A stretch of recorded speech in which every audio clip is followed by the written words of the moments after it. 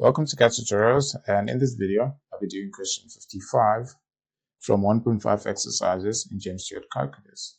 So you're asked to solve the inequality for x. Starting with the first one,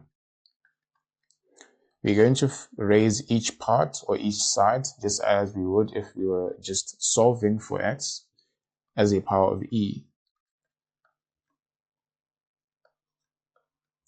And this allows us to take the x down according to log laws, and anything to the power 0 is 1.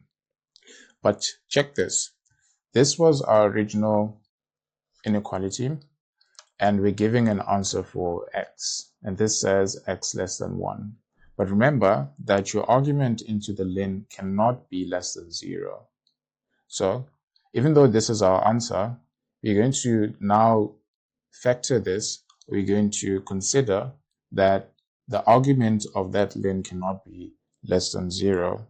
So now our final answer would be this, between 0 and 1.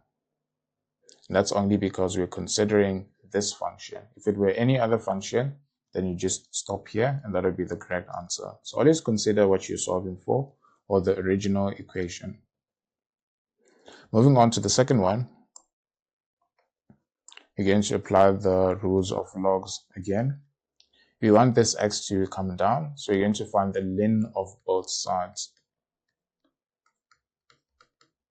That will allow us to have this x down here, and we are done.